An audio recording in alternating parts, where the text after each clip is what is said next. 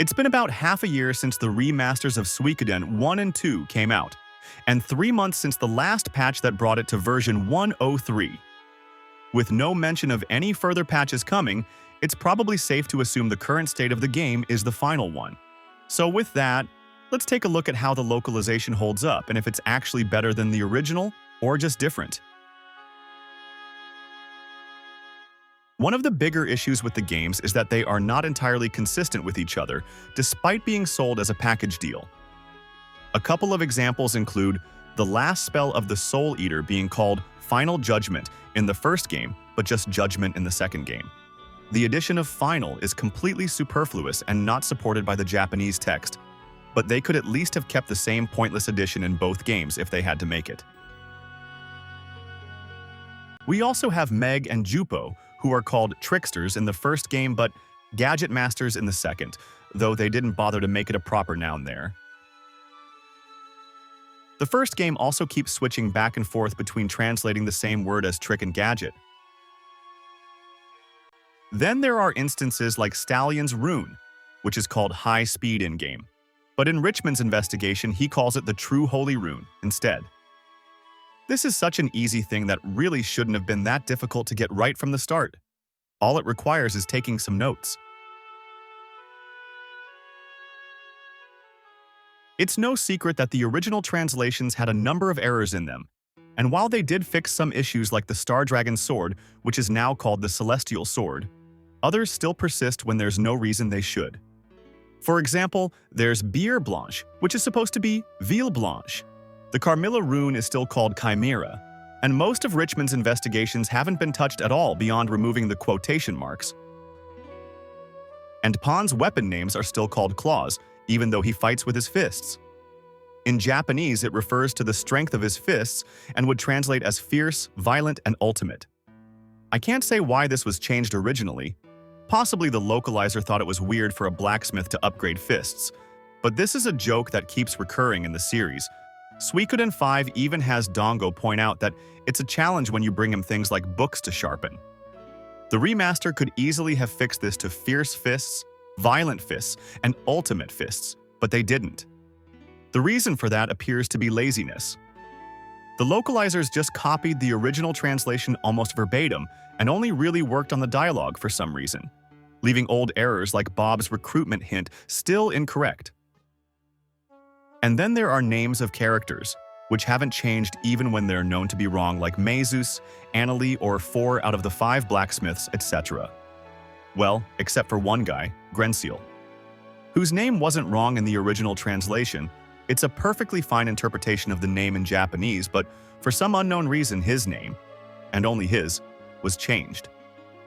Technically, Rock also lost the K in his name because of what can only be described as a bug, and Melody had an E added to her name because that was important for some reason.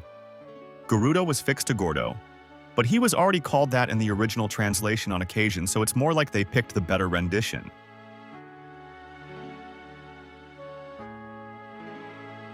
There's also a very sloppy feel to the whole localization. Not only are there typos abound, it also looks like no one particularly cared how it actually looked. Take the old books in the library, for instance. The Japanese text fills the pages well and looks well placed, whereas the English version looks like each book was written by someone who could only see the top half of the book for some reason and wastes a lot of space.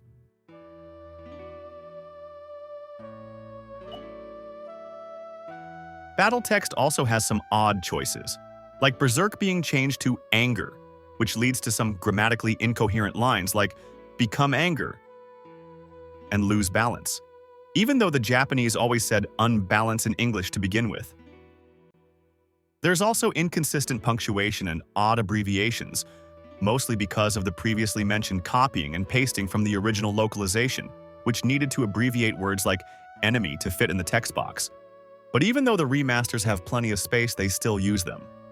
Except for the spell descriptions in the first game. Because the original PS1 game didn't have descriptions for spells, these had to be translated from scratch and no longer uses abbreviations, presumably because no one bothered to actually check. The remaster is also an excellent study in complete futility. As I mentioned in the video about the Howling Voice Guild, the remaster changed how Clive's gun upgrades by changing the German words for other German words, none of them Sturm. A change that can only be described as missing the point in every sense of the word.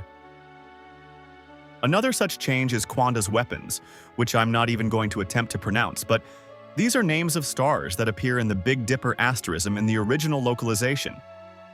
In the remaster, there's still stars in the Big Dipper, just different ones for some reason.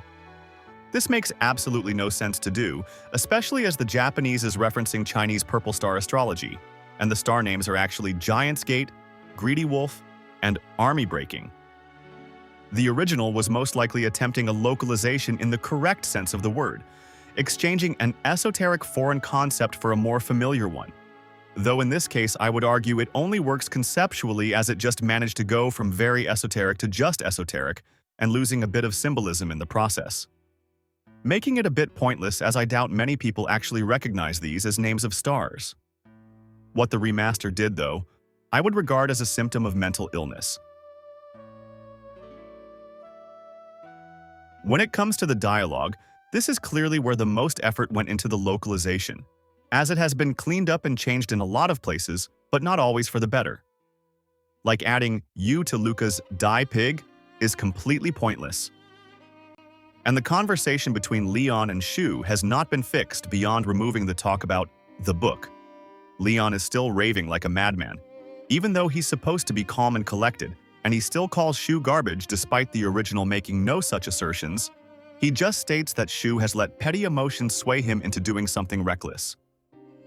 All in all, there are good and bad changes, or no change at all, which means there's no way to really judge one translation as better than the other. They're just different. On the whole, there might be fewer obvious mistakes in the remaster than the original, but that's about it. With some loving care and attention, it had the potential to be a lot better, and it should have been better because the games deserved better, and Murayama deserved better. But more importantly, so did you. But unfortunately, Konami opted to be cheap and use AI translation instead. And sorry to say, it doesn't look like Starleap will be much better. Not only can you see some inconsistencies already in the few videos they've shown, spells have different names from the remaster, and they've switched back to unbalance again, which just raises the question of what the point in changing it was to begin with. And Ragnar's information bio is just nonsense. He doesn't have a wide range of emotions. That's just being a human. It's supposed to say he's emotionally volatile, which really isn't the same thing. Okay, so a few things are off? What's the big deal?